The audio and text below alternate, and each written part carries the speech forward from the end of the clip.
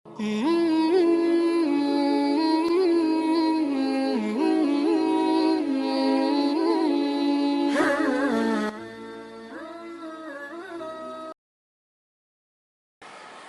di riwayat Jabir ada lagi, Rasul minta didatangkan 3 batu untuk istinja. Maka saya berikan 2 batu dan 1 romsa, kotoran yang sudah mengering. Fa'akhadal hajaraini, Rasul mengambil 2 batuan itu, wataraka romsa, kotorannya dibuang karena kotoran itu najis. Fastanja bihima, lalu istinja dengan 2 batuan itu. Oh, kalau gitu kasusnya enggak sekali. Satu diriwayatkan oleh sahabat, yang satu sahabat yang lain. Hadis ini sahih.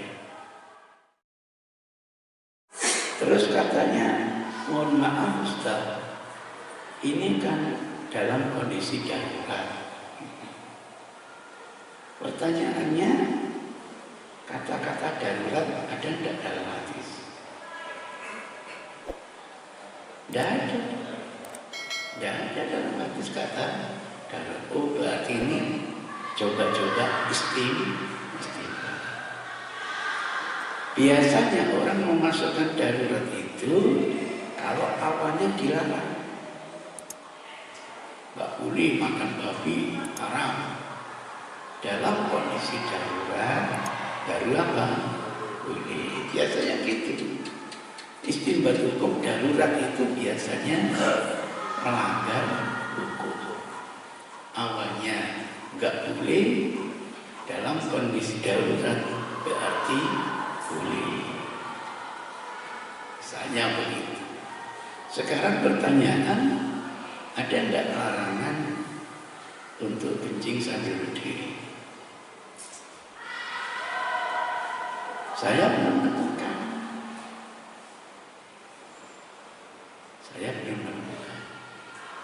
Ada ungkapan Aisyah, siapa yang menabari kalian bahwa Rasul pernah kencing sambil berdiri, ketahuilah dia adalah pendusta. Hadisnya sahih, artinya apa? Itu ungkapan Aisyah. Nah, kalau ungkapan Aisyah bertentangan dengan hadis, yang dipakai ungkapan Aisyah atau hadis? Hadis. Sama dengan Aisyah cerita, saya amati 2 sholat fajarnya Rasul kayak nggak baca Fatihah. Padahal hadisnya tidak ada sholat tanpa apa? Fatihah. Nggak bisa. Aisyah cerita seperti itu wajar. Kapasitasnya sebagai istri mendampingi Rasul, tidak pernah melihat Rasul kencing sambil apa? Berdiri, misalnya begitu.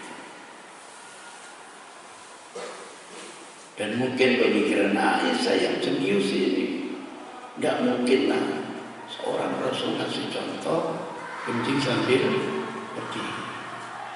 Nah, kalau gurunya kencing sambil berdiri, muridnya kencing sambil lari, tidak bisa. Itu pepatah. Sampai coba, tak bisa. Tidak bisa. Maka ketika ada seorang badui kencing di masjid, mau diburak oleh Umar, jangan. Biarkan aja orang gak ngerti. Jangan, itu kalau diburak, waduh, sakit itu. Dan najisnya recek kemana-mana, pamer kemaluan lagi. Iya, biarkan. Kita sudah ambilkan seember air, tapiur tempat yang dikencing itu. Selesai sudah. Ini baru pegadaian menyelesaikan masalah. Itulah berhadapan dengan orang-orang pintar, ilmunya ini dikit-dikit ngamuk itu ceritanya.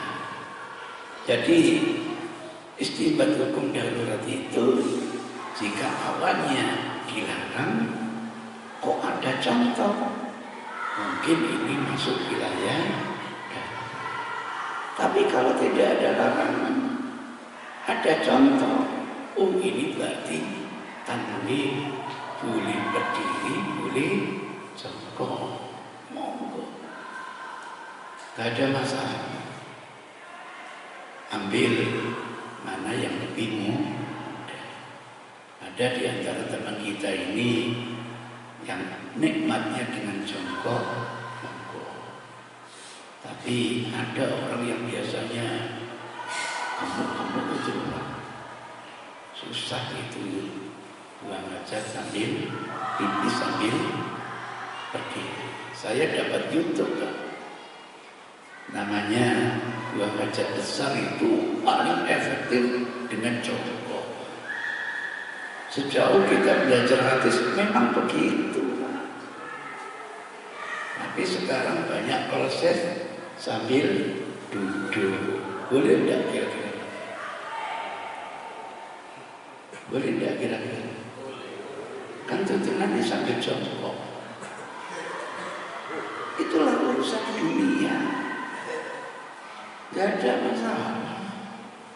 Itu ceritanya begitu.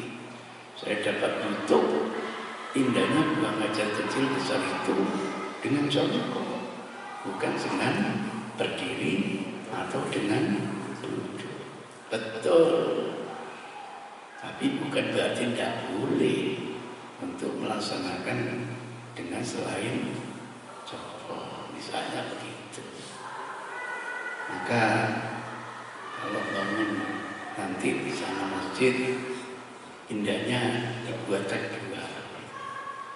Yang merasa nikmat dengan berdiri sisi sana, yang merasa nikmat dengan jongkok sisi sini, sehingga nanti orang bisa pilih mana yang lebih mudah untuk saya lakukan. Tradisi Rasul itu begitu. Tidaklah Rasul diberi dua pilihan yang bukan dalam kemaksiatan, kecuali mengambil mana yang lebih mudah. Itu sebagai gambar. Jangankan seperti itu. Ada hadis larangan, la yasrabanna ahadukum qa'iman. Jangan sampai kalian minum dengan berdiri. Pertanyaannya, boleh tidak minum dengan berdiri? Nah, sehingga larangan itu tidak mungkin dibawa mana haram. Karena ditemukan 5 hadis Rasul itu minum sambil berdiri. Ketika habis tawaf, minum zam-zam, minumnya sambil berdiri. Riwayat Ibnu Abbas, hadisnya sahih. Jangan diistimewakan, mungkin darurat begini. Udah, berarti larangan itu tidak mungkin dibawa haram. Berarti hanya makruh. Tidak bisa, tapi sebaiknya minum itu jangan berdiri. Ali bin Abi Thalib juga meriwayatkan dari Rasul, habis mendemokan wudhu dengan air secangkir, kok ada sisa, diminum sambil berdiri. Apa kata Ali? Seperti inilah dulu yang pernah saya lihat dari Rasulullah. Oh, Rasulullah mengajarkan dengan cara demo, sisa airnya diminum oleh Rasul sambil berdiri. Gak mungkin lah terlalu jauh kalau dimanai. Mungkin itu dalam kondisi yang darurat. Itu yang ada larangan, apalagi yang tidak ada larangan. Kemarin kita diskusi enaknya tempat pipis ini sambil jongkok atau sambil diri. Monggo cari mana yang lebih. Saya lanjutkan. Nah, karena hadisnya tidak muncul sholat zuhur, ini yang berkali-kali saya tawarkan kepada jemaah. Kalau ada hadis instruksi, tidak lanjuti hadis aplikasi.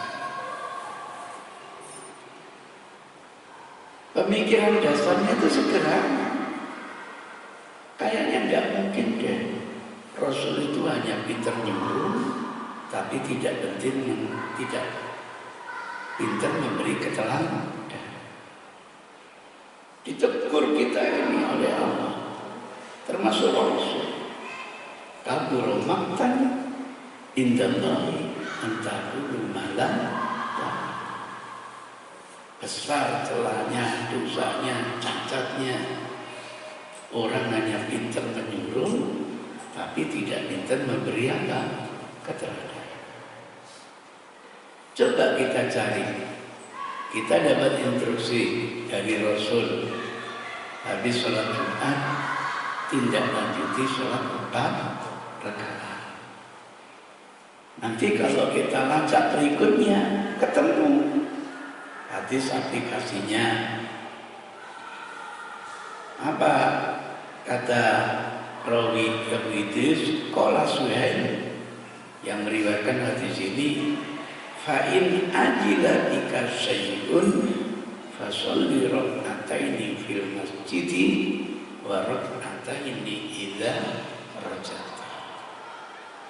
Jika kalian keburu-buru ada sesuatu yang harus diselesaikan, coba 4 rakaat itu kerjakan 2 rakaat di masjid, 2 rakaat di rumah. Riwayat Anas juga begitu. Sebagai khotbahnya Rasulullah Sallallahu Alaihi Wasallam. Dari aplikasi ini kita tahu, oh, yang dimaksud tindak lanjuti sholat 4 rakaat tidak mungkin dimaknai sholat zuhur, tapi dimaknai ba'diyah Jumat. Dari sini kita tahu qobliyah zuhur ada, qobliyah Jumat tidak ada. Sebagai gantinya sholat sunnah inti. Sholat sunnah sambil menunggu datangnya khatib, naiknya khatib ke mimbar. Itu ceritanya. Tapi untuk ba'diyah zuhur ada, ba'diyah Jumat juga ada. Kalau nggak tergesa-gesa, nanti muncul katanya Anas juga, laksanakan 4 rakaat itu di masjid.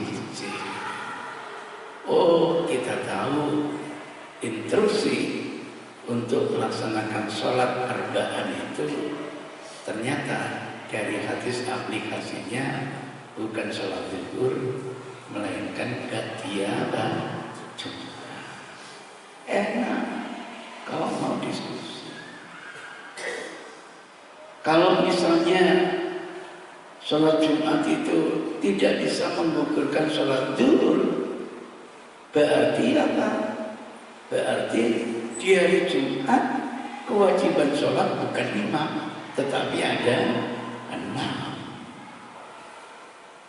Padahal setiap hari itu kewajiban sholat hanya ada 5. Itu cerita. Itu gambarannya begitu. Andaikan ini dipersepsikan sholat sunnah, hukumnya kan wajib. Enggak Ustaz, hukumnya sunnah. Oh, kalian belum tahu bahwa sholat Jumat itu hukumnya wajib, walaupun statusnya hari raya. Hadisnya apa? Saya carikan. Misalnya dari kata kunci hakun wajibun, misalnya kunci hakun wajibun, misalnya wajibun. Saya masih ingat hadis ini dikeluarkan oleh hanya Abu Dawud, dan di dalam kitab Jami'ul Usul maksudnya gitu. Tapi referensi kan bukan hanya 6 kitab. Nah ketemu. Oh bukan ini. Hakun wajibun. Bukan ini. Banyak kata. Man alima anna sholata alaihi hakun wajibun, bukan.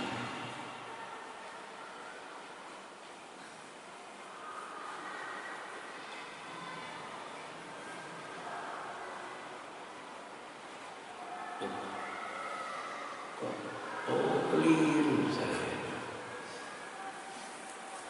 Oh ya, ini betul. Qala haddatsana Abbas bin Abdul Alim. Qala haddatsani Ishaq bin Mansur. Qala haddatsana Huraim an Ibrahim bin Muhammad bin Mutasir an Qais bin Muslim an Tariq bin Syihab.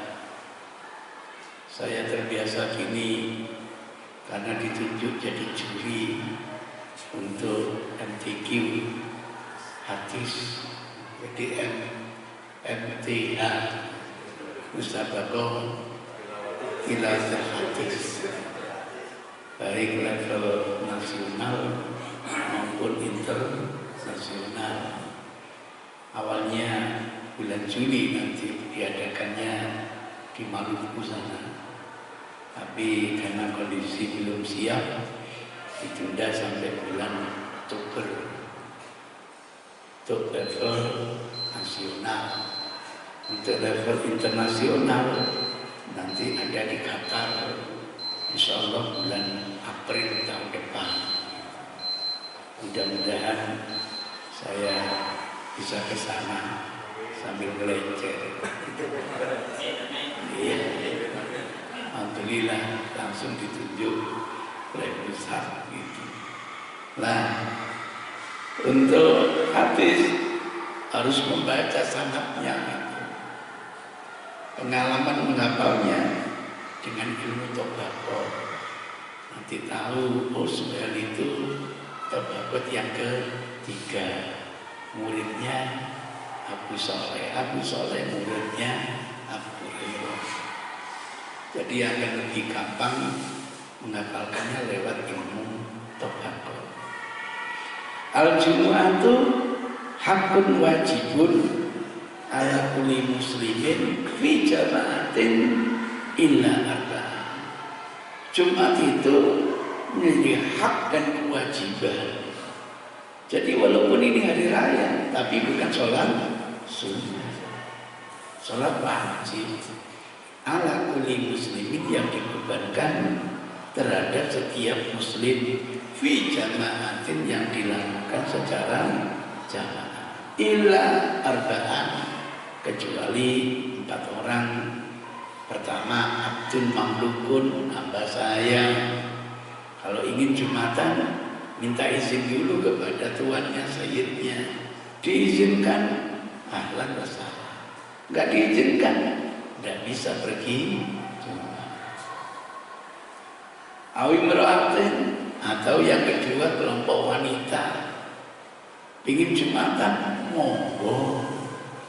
Enggak pergi jumatan, monggo. Kalau enggak mau jumatan, kembali ke asal.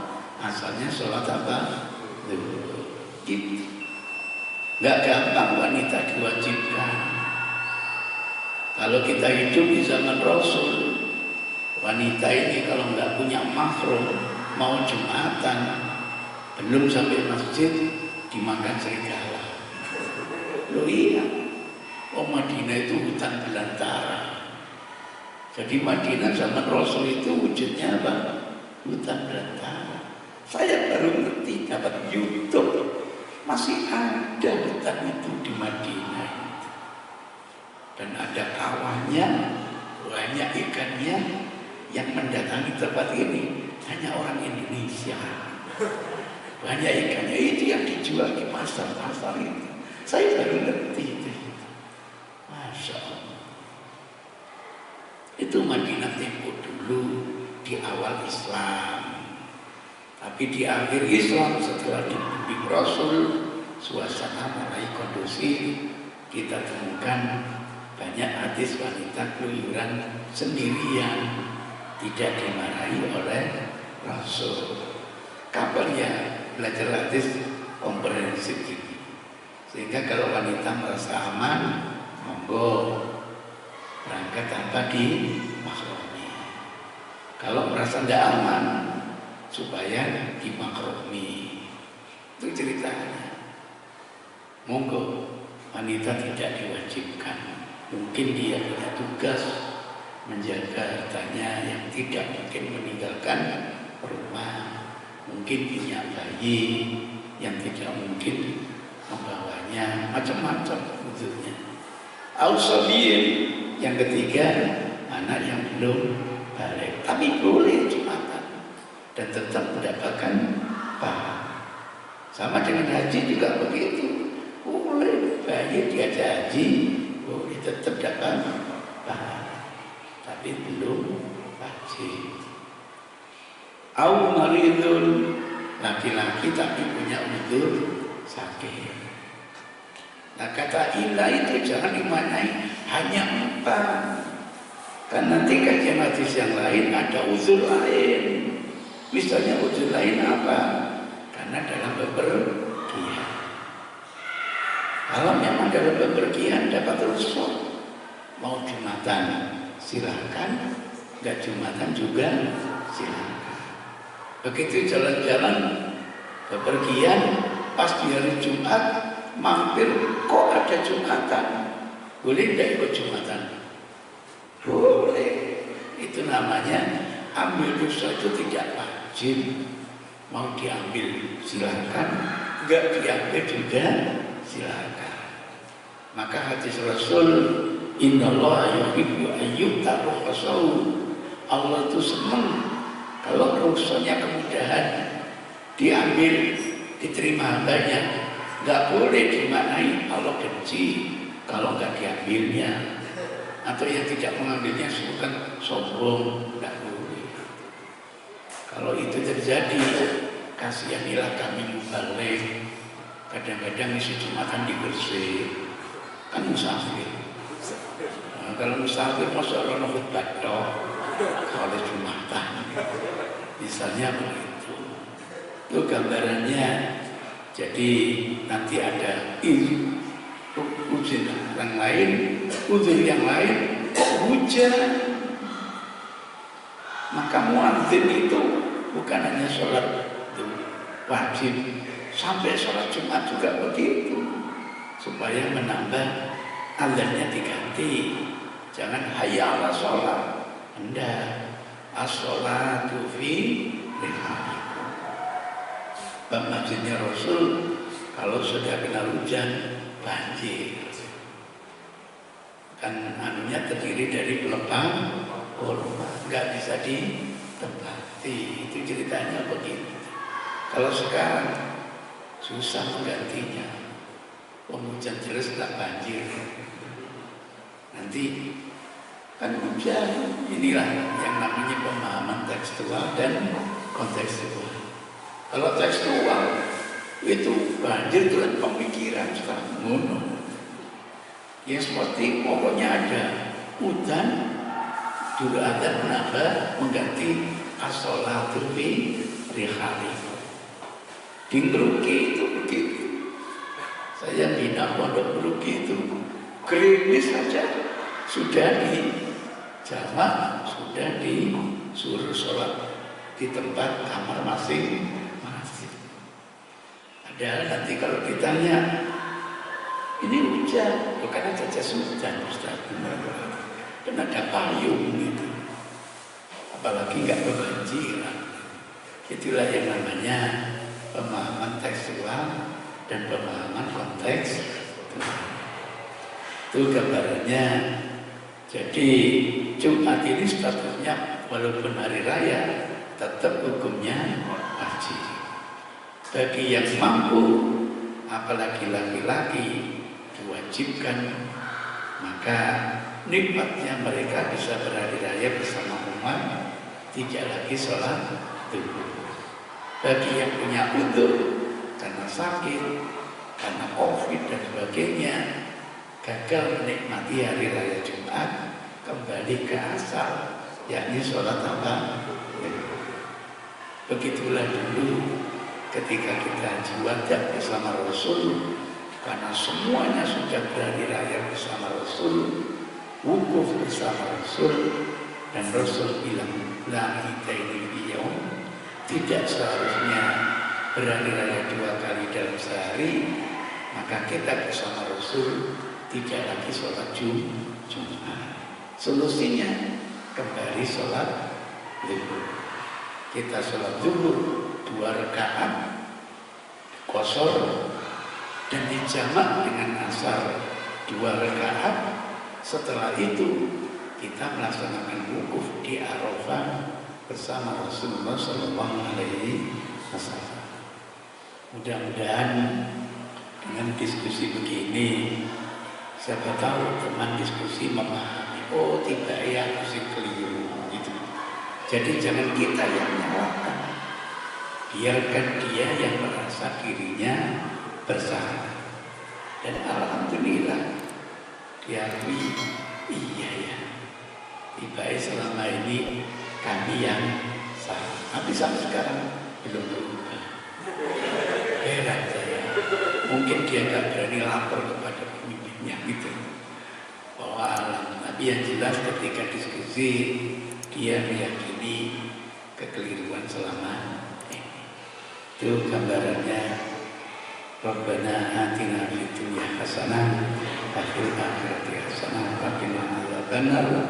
Wa sallallahu ala Muhammadin nabiyil ummi wa ala alihi wasallam.